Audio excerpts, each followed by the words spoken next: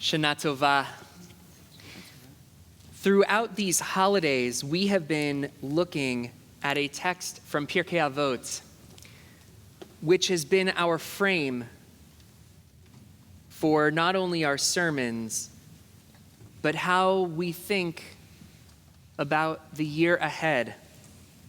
As Rabbi Navarez offered on Friday night, this text can be used as a way to reframe how we think about ourselves, how we operate in the world. It says, "B'makom she'ein anashim hishtadel lihiyot ish."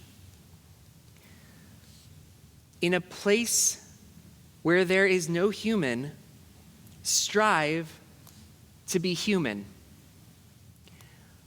What's beautiful about this text is it relies on some assumptions.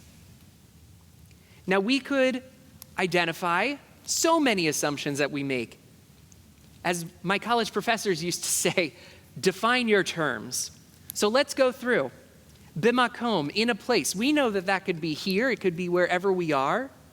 Makom is also one of the names of God. She'ein, where there isn't. Anashim, we're going to come back to that one. Hishtadel, lihiyot, strive to be. And what does that mean for each of us? What does it mean to strive? Ish, anashim. I would argue that that is the linchpin of this verse, of this Mishnah. So we have to look at, what does our tradition say? What does it mean to be an ish? What does it mean to be anashim, to be people? So we look to our text. In the beginning of our Torah, when humans are formed, we don't get the word ish right away. We get the word Adam. Vayomer Elohim naaseh Adam b'tzalmo. Let us make a human, or humanity, in our image. And humanity's purpose is explained right there. God said, let us make humanity in our image, like our resemblance. They are to rule the fish in the sea and the birds of the sky and the beasts and all of the land and all the creeping things that crawl on the land. Then God created humanity in God's image. In the image of God, God created it.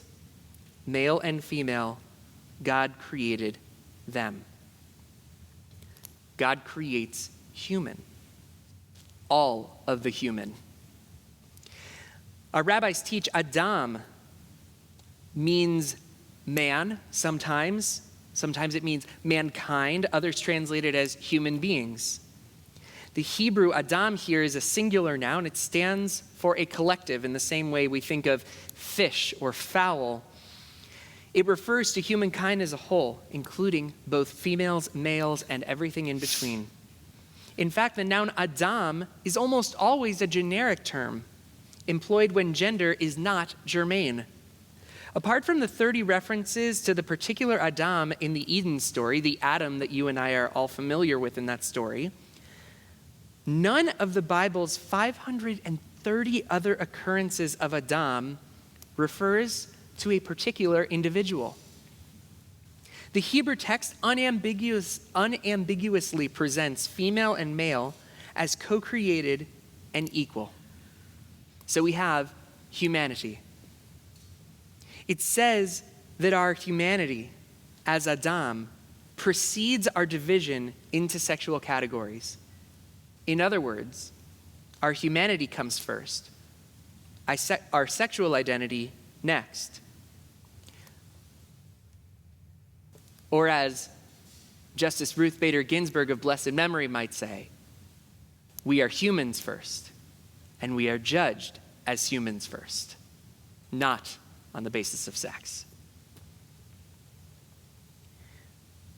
So what is an ish? If Adam is a human, then what is an ish? It's another human. The first instance of ish is in the Eden story. Noah was an ish tzaddik, a righteous man. Ish is also often found as Ish Elohim, a man or a person of God, sometimes interpreted as an angel. In Judaism, an angel is a type of being that is somewhere between human and divine. Angels are messengers of God who intervene in human activities, guiding them towards the best course of action. And we see here, what is Adam's purpose? To be God-like. What is an Ish's purpose? To be God-like. Throughout Torah, humans are meant to partner with each other and with God to make this world a better place. We see this in how humans are brought into life and how the two terms used for humans, Adam and Ish, both imply a higher purpose for each of us. So let's look at our text from Pirkei Avot again. Bimakom, she'ein anashim, in a place where people have forgotten what it means to be human. Hishadel lihiyot ish. Strive to remember why we were made in God's image in the first place. Every time we see the word ish, every time we see the word Adam in our tradition, it is a reminder that we are not just meant to exist. We are meant to exist for a higher purpose, to bring more goodness into this world, to bring more loving kindness into this world, to be God-like.